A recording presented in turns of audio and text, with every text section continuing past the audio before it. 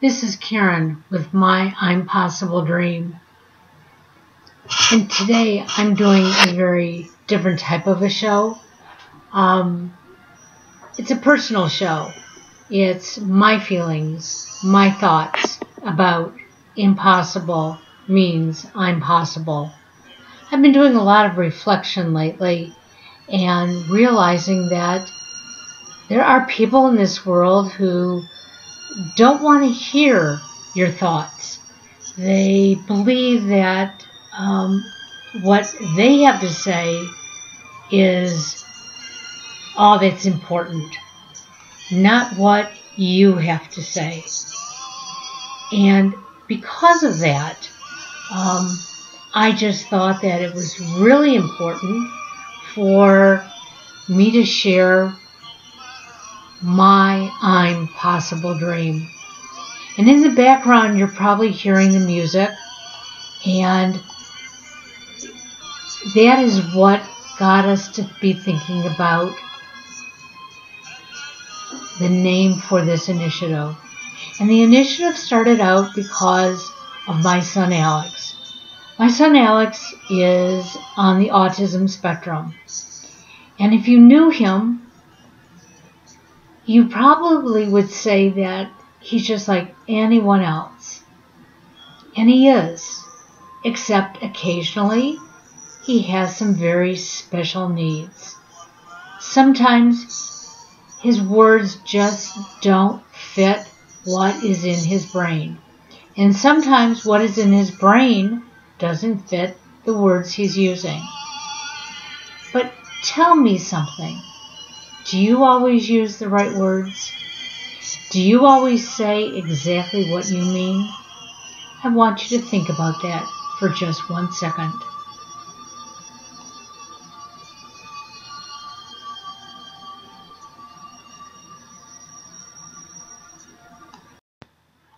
Now that you've thought about it, tell me, do you always use the right words? Because I don't. I sometimes make mistakes too. And I'm sure you do. And just as Alex talks about in his presentations, we all have quirks.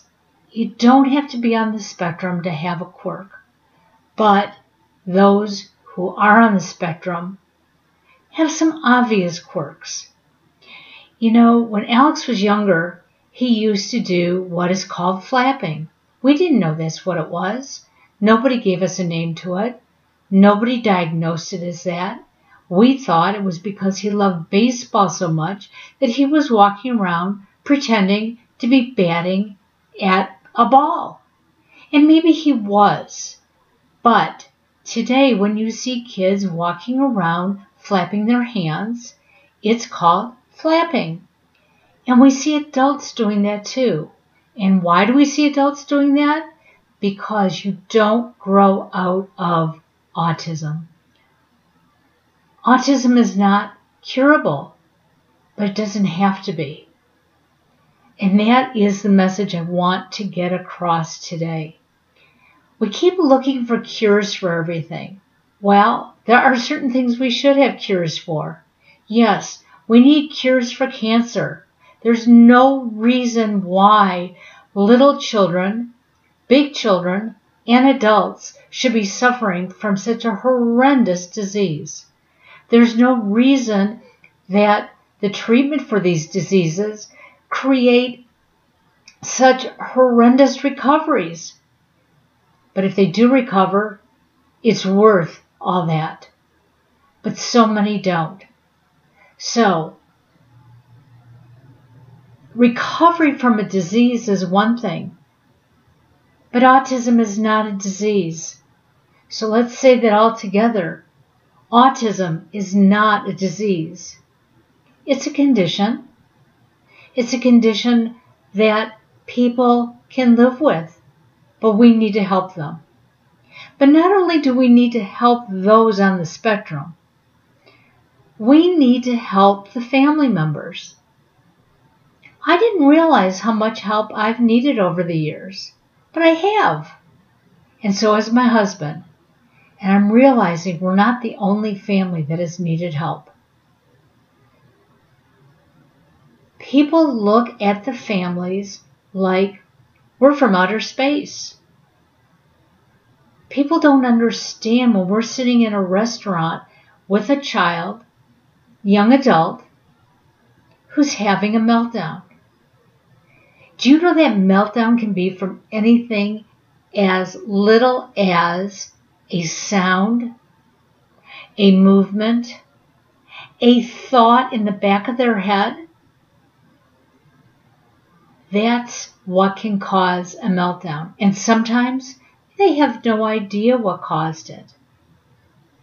And as parents, we have a tendency to sit across the table from them, especially in public, and very quietly say, "What's wrong?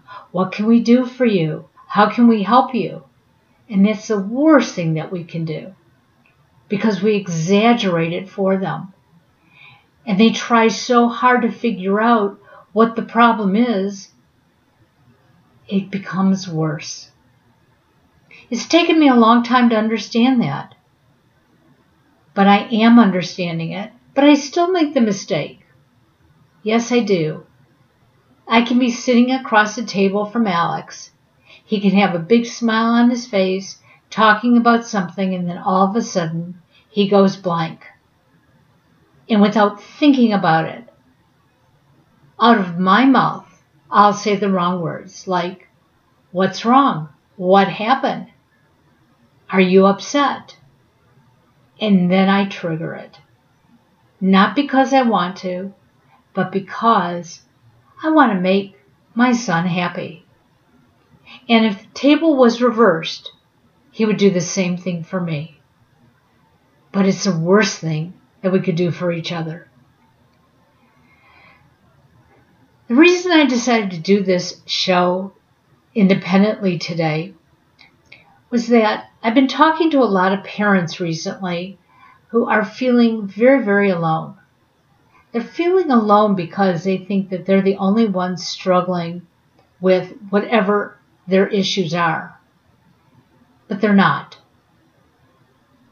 And that's why my I'm Possible Dream is reaching out to all of them today and saying, come share your message. Many of you have, but there are a lot of you that haven't. And sometimes when you talk about what your dream is and why you haven't fulfilled it, it gives you that opportunity to state it and start moving forward. For many years, I refused to dream for myself. I was only dreaming for Alex. And then one day I woke up and I said, wait a second. What about me? I'm still alive. I still have plenty of years ahead of me. I need to dream for me too. But see, I thought if I made Alex happy, I'd be happy. And in some ways that's true, but the reality is I had to make myself happy first. We can't just sit around day in and day out trying to do the same thing over and over again. Because when we do, we don't get anywhere. Now, we can't reinvent the wheel every single day either, because there's certain things that we have to do each day. But we can keep taking steps forward. You can do those little things. So again, I want you to stop. I want you to think right now. What is it that you would like to do? I always wanted to be on the radio. Didn't think I could do it. Well, guess what? I can do it. I'm doing it right now. I may not be on the big time show. I may not be as popular as Oprah Winfrey. I may not be like Jane Pauley, who was my idol when I was going to college. But I'm me. I'm Karen, and I'm possible. So what do you want to do? What is your passion? Alex loves to perform. He gets up and performs at the Walks for Autism, and he can do so much more. He speaks at schools. He speaks at organizations. He does a phenomenal job. One-on-one, maybe not so great. One-on-many, you wouldn't know that he didn't do well one-on-one. What is his passion? Sports. Those of you who have listened to his sports broadcasting shows, you know he knows even what he doesn't think he knows. So again, what do you want to do? Where do you want to be tomorrow? Where do you want to be next week and 5 years from now? Because if you don't start moving in that direction right this second, you'll never get there. And it starts with thinking about it, making a plan, and going forward. And it doesn't have to be a huge plan. It can be a small plan to get there. My dad was a dreamer. He had big thoughts about being a published poet. My dad wrote poetry for everybody. He wrote poetry for his family. He wrote poetry for friends. He wrote poetry for friends of friends. He wrote poetry for the presidents of the United States. And finally, one day, he self-published. He followed his dream. My father is a published poet. I have his book, and that's all that matters. He published a book. What do you want to do? Do you want to be sitting back one day saying, I should have, could have, would have? I'm not going to have regrets. Maybe a few, but really I'm not going to have regrets because I'm living each day. I look out my dining room window every morning, and whether the sun is really shining brightly or it's hidden behind the clouds, I have found a way to see the sunshine. Even on the days that I'm feeling down, struggling through whatever that struggle is for the day, I find something to smile about. Many of my friends live far away. Very few live here in the city. I have a lot of acquaintances here, but most of my real friends, real friends, live out of state or live a distance away. And I don't have to see them or talk to them on a regular basis to know that they're my friends. My friend Helene, she'll always be my friend. I know it. And if she's listening, I know she's probably shaking her head yes. Because we feel each other. And if I called her right now and said, I need you, she'd find a way to be here. If she called me and told me she needed me, I'd be with her as well. My friend Dennis, took us many years to reconnect. Now, have to add this little bit of humor here. My mother thinks I'm having an affair with him. Luckily, my husband knows it's not true. But he's my dearest male friend. And I will tell you one thing. I can count on him. I can count on Dennis. So your friends don't have to be the people that you have coffee with every day, the ones that you call up on the phone and chit-chat for hours with. They can just be people who are connecting with you in your life. You don't have to have a lot of friends either. I don't know. I was brought up in a society that said, how popular are you? Count the friends on your hands. And if you don't have enough hands, that means you're really popular and have a lot of friends. You know what? I don't believe in that anymore.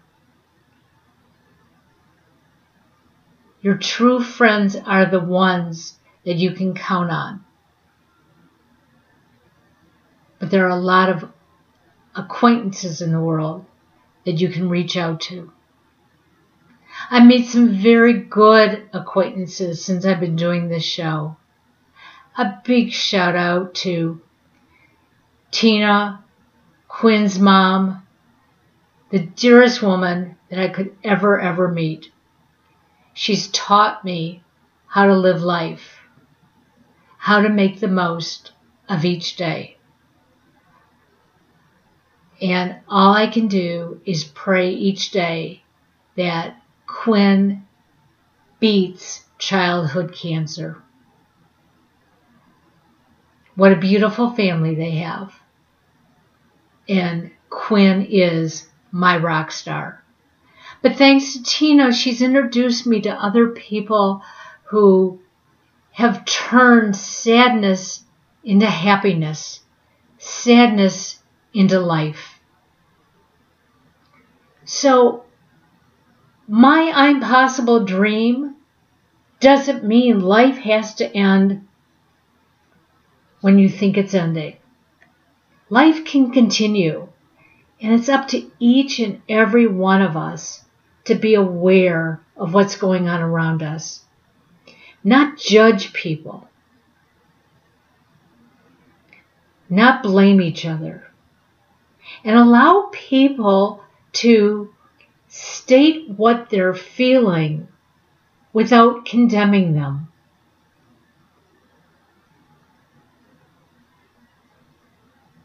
I'm going to say that again. Let people state what they are feeling without condemning them. I've lived a good majority of my life when I've been afraid to say anything. And then when I finally open up and share my true feelings, the other person gets mad. The other person walks away because they don't like what I've said. If you don't want to hear what I have to say, number one, don't ask. But number two, don't tell me how to feel. And why is it okay for you to tell me what you think if I can't tell you what I think? My I'm possible dream, it's about awareness, it's about tolerance, it's about reaching out and becoming part of something bigger than yourself. I am so blessed to have the family that I have. I have learned so much from Alex. There are days that are very, very difficult. But they're just as difficult for him as they are for me. They could be less difficult if others would be aware, if others would listen, if others would just accept Alex and the other Alexes on the spectrum for who they are. My I'm possible dream. It means impossible equals I'm possible. Imperfect means I'm perfect. Are you perfect? Of course you are. You are as perfect as you can be. And because of that, you need to be aware of the perfections of everyone else around you. Forget the imperfections. They mean nothing. Build upon the strengths. Let's make this a better world to live in. Let's put down all the violence. Let's put down all the anger. Let's become aware. Let's become tolerant. It doesn't make a difference if you're on the spectrum or not. Let's use freedom of speech correctly. Let's let each of us share what we need to share. And let's help each other. Take your hand and guide the next person through life. And let's make this a better place. Because impossible is not impossible. It is possible. I encourage you to keep reading the blog. I encourage you to follow our journey. And I really encourage you to contact us at myimpossibledreamah.wordpress and let us know if we can share your story as well here on the podcast. We certainly would like to. And please take this message, have a great day, and know how much we care.